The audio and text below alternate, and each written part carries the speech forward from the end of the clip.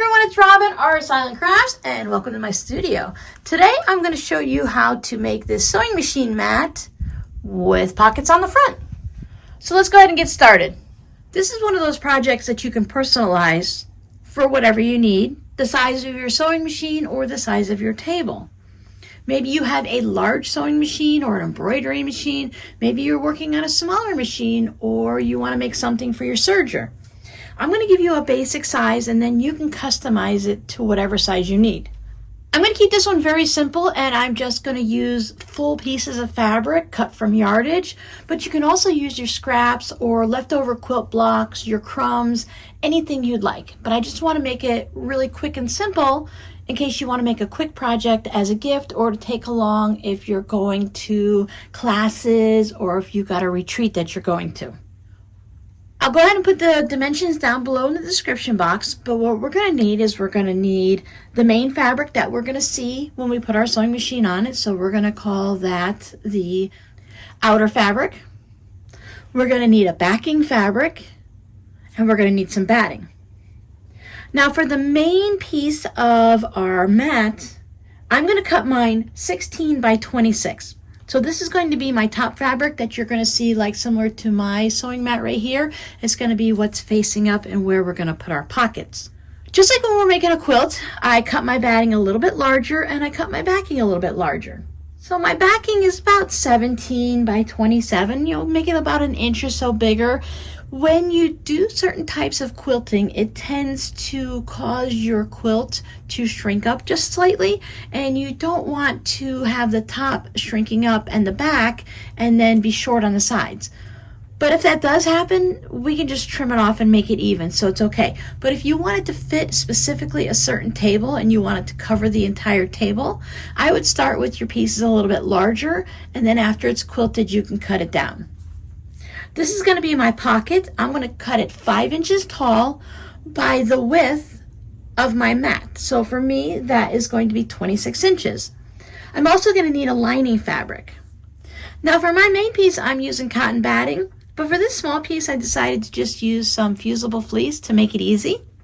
You can use fusible fleece here, or you can use cotton batting or whatever batting you prefer in both places.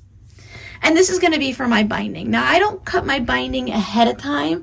I just make sure I have enough fabric so that after I've made everything, then I cut the amount I need. I don't mind having leftover binding. I'll save it for a scrappy project, but it's nice if I can cut it almost to the size I need instead of having several inches left over. I'm going to set aside my pocket for a minute while I work on the main part of my sewing mat. I want to take my backing fabric and I want to lay it wrong sides up, just like if we were making a quilt. So I want to have the good part facing down onto my table. I'm going to have my batting.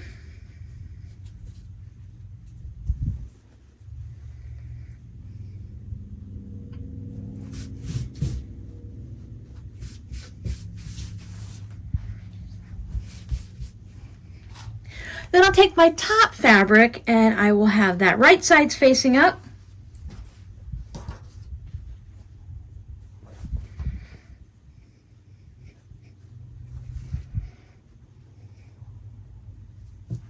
So you can see how my backing and batting is just slightly larger. I'm going to take this over to my iron and I'm going to give it a nice good press to make sure all of my layers are laying nice and flat, and I don't want to have any wrinkles or tucks or anything like that.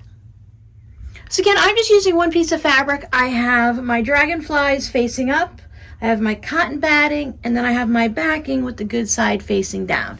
You could use charm packs to make a little mini quilt top here that you can use for your sewing machine mat. Maybe you have some leftover string blocks or any other type of orphan blocks. You can incorporate it in and then use that and just make something fun for your sewing space. Some people like to spray base their quilts together. I use pins, so whichever works for you. If you don't want to quilt it at all, you can use fusible fleece, but I would suggest using some type of a spray base to hold the fusible fleece to the backing so that it doesn't separate, just while you're doing everything else. Now, if you don't want to quilt it, you can go ahead and use the fusible fleece underneath your top here, and that would give you that nice surface. You can still use fusible fleece if you want to quilt it, whichever works for you. Projects like this are good to use up leftover bits of batting or fusible fleece. You can go ahead and franken piece your batting together, use up some leftover bits. Remember, if you're using any of the spray adhesives, that you want to stay in a well-ventilated area. I haven't used any spray adhesives in a while, but I know they can get some overspray and get areas around it sticky, so make sure you put down an old piece of fabric or you take it outside or into a different area to go ahead and do your spray basting. When I pin baste, I just use this quick clip tool. It's from Paula Jean Creations, made in the USA.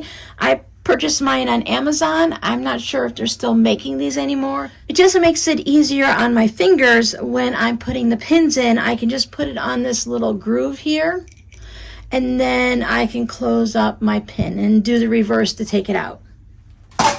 Now, as you saw, I did not tape down my mini quilt here at all onto the table to keep everything tight like you would for a larger quilt. I find that for the smaller ones, as long as I pin baste them really well, I don't have to worry about keeping it nice and taut on the table for when I'm doing the pin basting. I just work in the center and work my way out. You saw I put that main row down the center, and then I can just work in either direction. I just want it to hold together while I'm going from here to the sewing machine. As I'm doing my quilting and moving it around, I don't want the back to flop and fold under. Now, take this over to the sewing machine and quilt it any way you'd like. If you're new to quilting, maybe you want to try out some of those specialty stitches on your sewing machine. There is a serpentine one that works really great. It's very popular for doing quick quilting. I'm going to do some organic quilting, which basically means I'm going to use the straight line stitching on my sewing machine. If my lines are straight, that's amazing. And if they get a little bit crooked or they're not quite spaced evenly all the way across, then that's okay too. That's why it's called organic. This would be a great time to practice your free motion quilting. You can use a variety of tools to mark your top for quilting. I like to just take one of my rulers, and I use a hair marker, and that just allows me to put a crease in the fabric so that I can see that line, and it gives me an idea of what to do.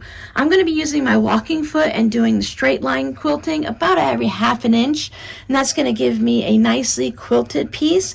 You can go much looser. You can quilt it on the diagonal. There's just so many things you can do. As I mentioned, it's a great time to try out all those fun stitches that we have on our fancy sewing machines. So with the hair marker, you just put your ruler down where you want to make your line, and here is that knife edge there. And I just run it down with a little bit of pressure, and it makes a line. You see that little crease line on my fabric, so I can see that when I'm at the sewing machine. But it goes away when you wash it or when you iron it, and then you don't have to worry about any marking. You can use a variety of marking tools, pens, pencils, chalk and stuff, but with all of those, you either have to wait for them to disappear with water or in the air over time. Sometimes marks come back. Sometimes you make a mark in the wrong spot and you can't get rid of it. Sometimes using chalk can be a little bit hard to get it to come off of your fabric, but with a little hair marker, it's just a little crease and it comes out with steam or in the wash. So I just go to my last line. I like to just mark it every inch, and then when I'm quilting, I'll quilt straight down in between the two of them, and that'll give me every ½ inch. With my walking foot, I can put these parts right here so that the stitching is on either side, and this will go right down the center, and it'll give me about a ½ inch all the way through. You do not have to quilt this very much if you don't want to. You can go with a very light quilting. You can create your own patchwork grid and quilt it that way. It's all up to you. For those of you that don't know what a walking foot is, this is just an attachment that goes onto the sewing machine. This gives you the dual feed for your sewing machine. Your feed dogs on the bottom of your sewing machine are already moving and pulling the fabric through, but there's nothing pulling the top. So when your fabric pieces are together or when you're quilting, it could shift a little bit because it's being pulled unevenly. I find that if I were to start quilting on this side and without using the walking foot, if I were just to quilt top to bottom, when I get to this side, this fabric will be off and you'll be able to see much more batting up there. If you don't have a walking foot, you can solve that by quilting top to bottom, and then the next line, bottom to top, and that will help even out the pull of the fabric. But using a walking foot is a really good investment, and it helps me out in a lot of my projects. So I'm going to keep marking my lines, and I'll take you over to the sewing machine and I will show you just a couple of lines of when I'm quilting it. Now I'm using a purple thread that's going to match the top of my sewing machine mat and the back. You can use matching or contrasting. If you're a little bit nervous about the way your quilting is looking, find a thread that matches both the top and the back the best you can. And if you have a little bit of an oops here and there, hopefully it will go ahead and hide it within the colors. The busier your fabric, then the less likely you are to see any of your quilting. I like to start near the center, so that way as I'm going, my fabric can work its way this way.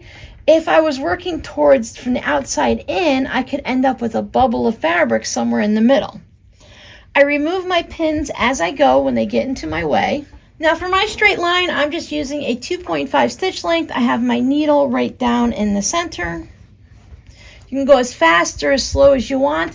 I like to wear these Fons and Porter gloves. They're quilting gloves. They have these little rubber bits on them, and it helps you to grip the fabric. There are other options you can use. Some people just wear the latex gloves, and that holds it for them. Or you can just try it with no gloves. Sometimes it's hard for me to see that little crease, so I take a Friction pen and I just put a little mark on the batting off of my project where each of the lines are on the top and on the bottom, just so that I can see where they are in case I can't quite see my line on my fabric. Now on this fabric I can see it really well.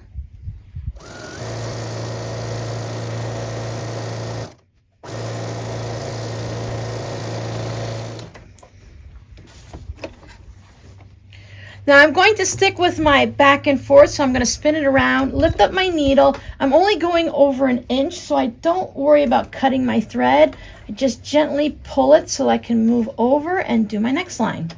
And then I'll just keep working my way in one direction, cut my thread at the end, and work in the other direction.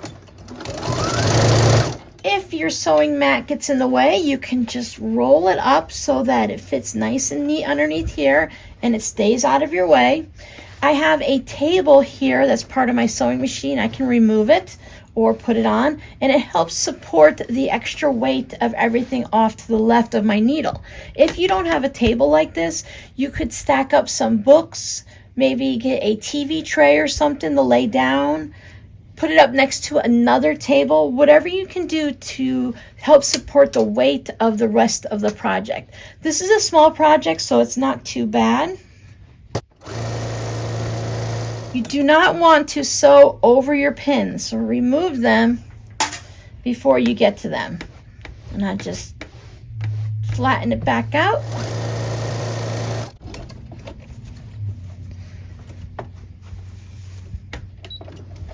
Make sure you lift your needle before you move it, because you want to release that tension, and you don't want the needle down with the thread down into the bottom of your machine while you're trying to pull it. You're going to break the thread and possibly the needle, and you also could mess up with the tension on your sewing machine. So you want to make sure you do it. You can also lift your presser foot to release all that tension and move it like that.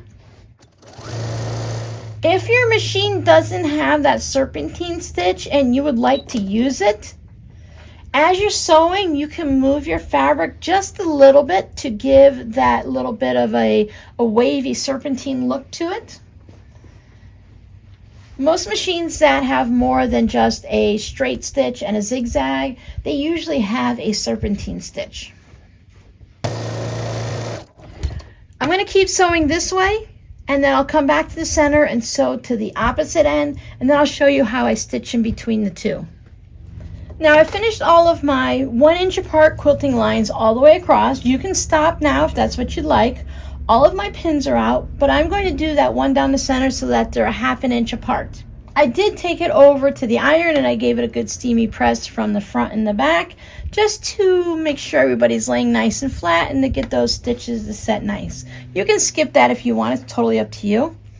Since I have all of these stitches in, everything is being held in place, nothing is going to shift. I'm going to start at one end and stitch straight down the center and work my way all the way over.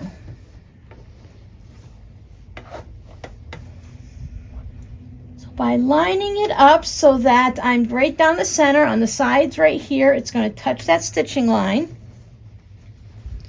Keep the other side all rolled up nice and neat. Don't any loose threads off of there. And then I'm just going to stitch straight down. Even with the 1 inch apart stitching lines here, you can now put something fun straight down the center if you'd like. Change your color of your top thread or both top and bobbin. Put a little fancy stitch or just a different color piece of thread down there. Definitely keep an eye on your bobbin so you don't run out halfway through a row. It's better to change your bobbin at the beginning or the end before you start than to have to change it halfway down the column.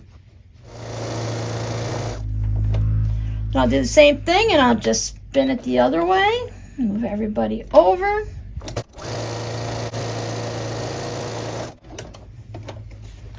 And I'm just going to keep continuing down until I get to the end. So here's my main piece with all of my quilting. I gave it a nice good press and then I squared up all the edges. I took my pocket piece, so I have my main piece that's going to be on the front. I have a backing piece. I just use the same fabric as that. I actually pieced mine together, 2 pieces together. So it's going to be on the inside of the pocket, and as this is sitting down, you will be able to see it, but I thought I'd use up those 2 little pieces and put them together instead of cutting a larger piece from yardage. Even with the fusible fleece, I decided to go ahead and quilt mine. As you can see, I quilted left to right, and that one's top to bottom. And I thought that would work out well because when we put it on to create our pockets, we're going to be stitching top to bottom to form our pockets.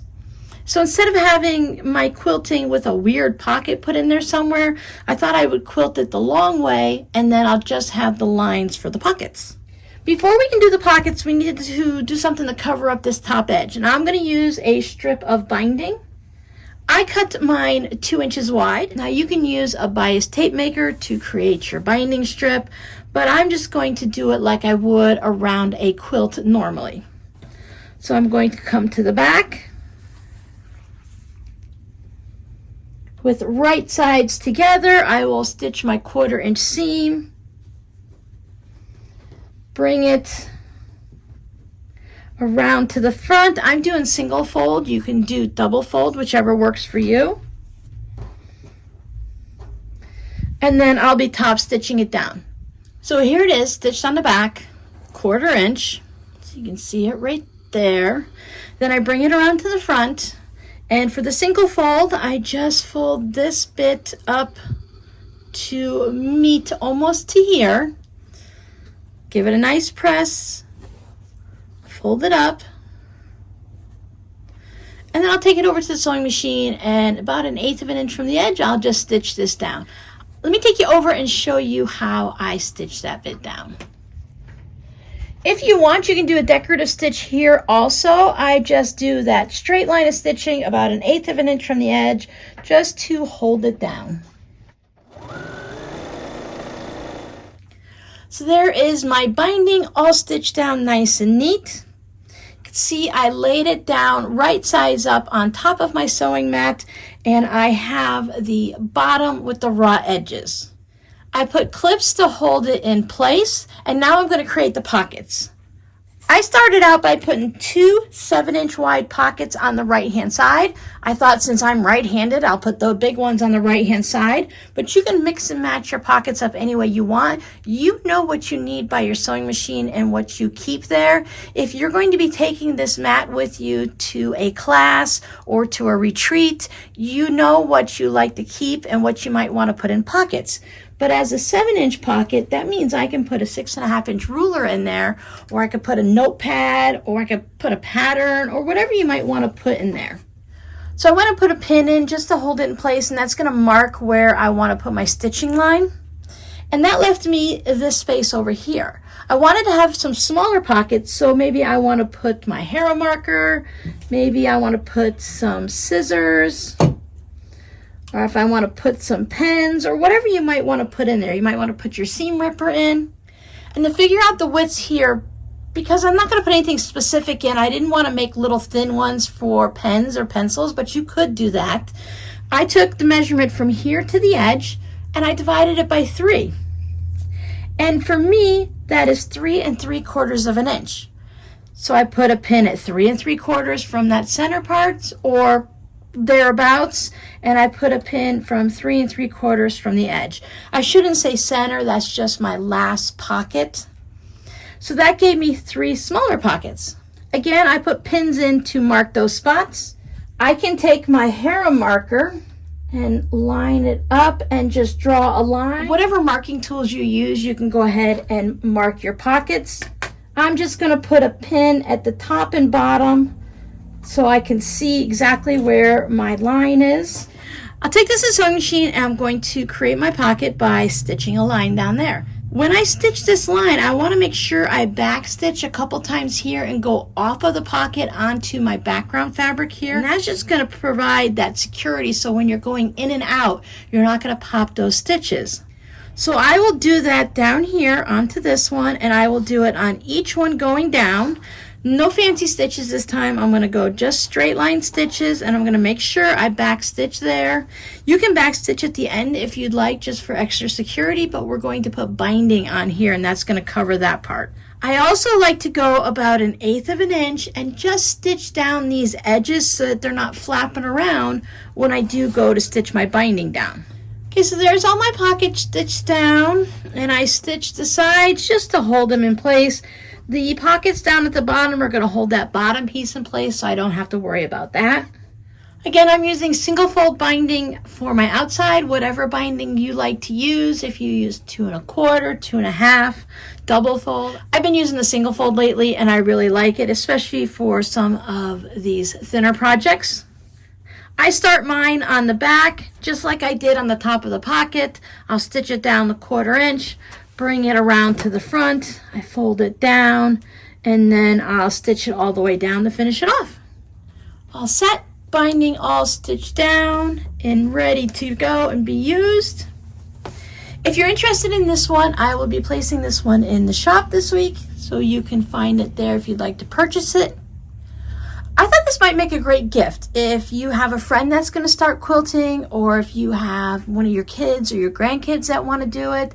You can fill the pockets with goodies that they're going to need, wrap it all up, and give it to them as a gift so that they can start their sewing or quilting career. This doesn't have to be just for quilters, of course. This could be for anyone who uses a sewing machine.